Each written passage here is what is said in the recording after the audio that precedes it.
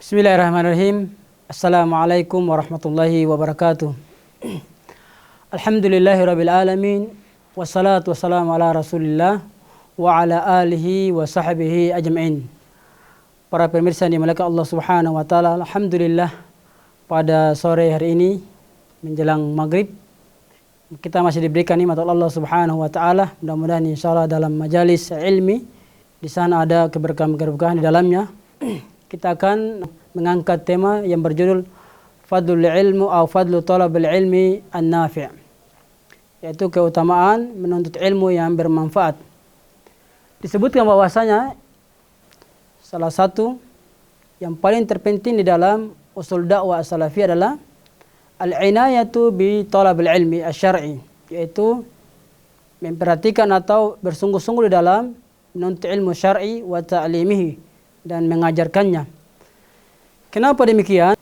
Karena demikian adalah merupakan kewajiban syar'i dan usus dakwah ini. Wa qad jaa'a fi dzalika adillatun katsira, dan ini juga terdapat dalam dalil-dalil yang begitu banyak baik dalam kitab maupun as-sunnah, bahkan di perkataan para ulama terhadap fadlul talabil ilmu tersebut. Yang pertama adalah dalil dari Al-Qur'an, yaitu firman Allah Subhanahu wa taala, Fas'alu ahla dzikri in kuntum la ta'lamun, dalam surat An-Nahl ayat 43. Bahwasanya Allah Subhanahu wa taala menyebutkan bahwasanya fas'alu ahla dzikri, artinya kita ketika dalam menuntut ilmu, yang pertama adalah kita bertanya kepada orang yang mengetahui ilmu tersebut ketika kita tidak mengetahui atau tidak paham terhadap suatu masalah agama. Sehingga memang yang dimaksud adalah ilmu syar'i. Ilmu yang dimaksud adalah ilmu syar'i.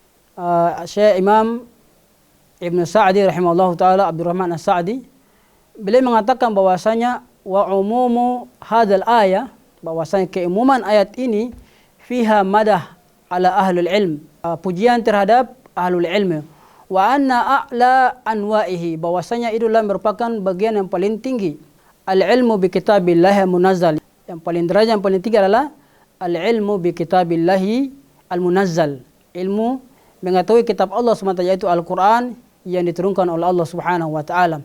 Di dalam ayat yang lain juga Allah Subhanahu wa taala berfirman, innama yakhshallaha min ibadihi al-ulama'u, sesungguhnya orang yang hanya takut kepada Allah Subhanahu wa taala adalah ulama. Sehingga dikatakan para ulama kita adalah orang yang semakin tinggi ilmunya akan semakin rasa takut kepada Allah Subhanahu wa taala itu lebih besar. Sehingga ketika dia melangkah, ketika dia bercakap, atau ketika dia melakukan apa saja di dunia ini dalam kehati-hatian. Karena jangan sampai perkataannya atau perbuatannya mengandung dosa sehingga dia hati-hati dalam perjalanan di dunia ini.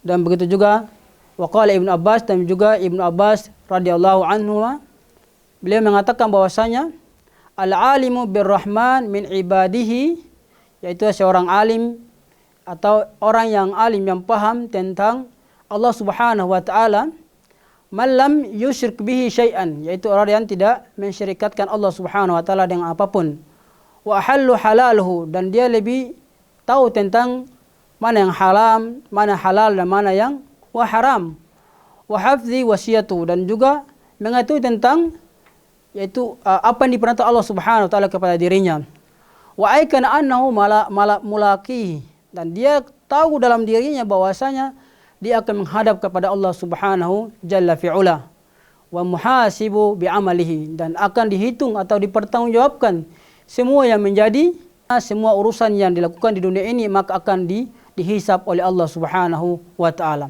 Adapun dari sunnah Nabi sallallahu alaihi wasallam dalam hadis yang diriwayatkan oleh Anas ibnu Malik radhiyallahu anhu qala, dari Anas bin Malik radhiyallahu anhu berkata, qala Rasulullah sallallahu alaihi wasallam, bahwa Rasulullah sallallahu bersabda, talabul ilmi faridatun ala kulli muslimin, menuntut ilmu adalah wajib bagi setiap muslim. Kenapa? Karena ilmu itu, setiap apa yang kita lakukan di dunia ini tentunya dengan ilmu. Sebagaimana disebutkan beberapa perkataan ulama, man arada dunya fa alaihi bil ilmu, wa man arada akhirah fa alaihi bil ilm.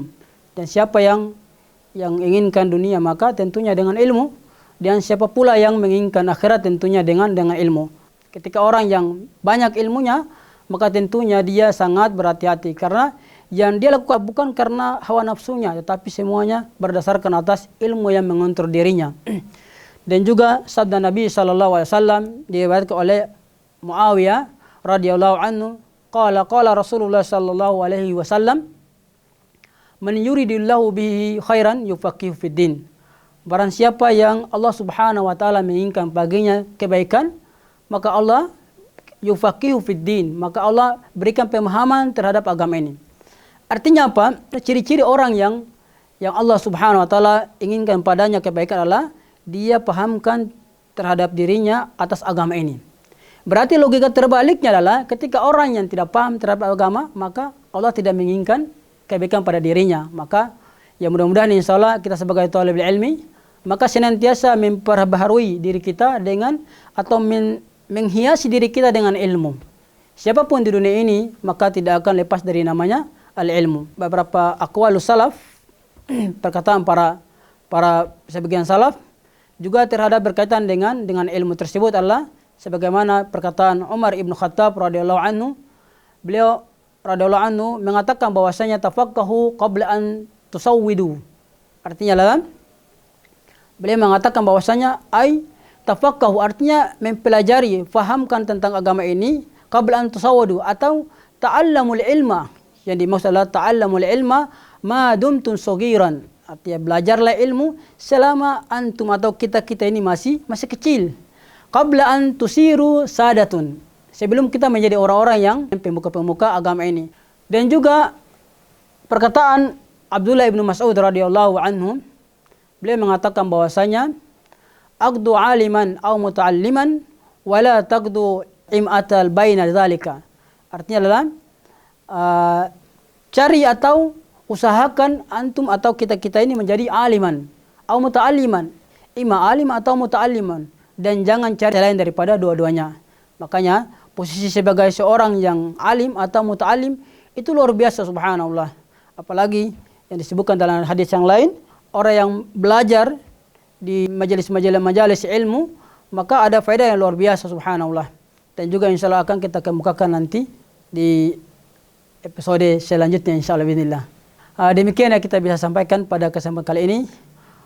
Wassalamualaikum warahmatullahi wabarakatuh.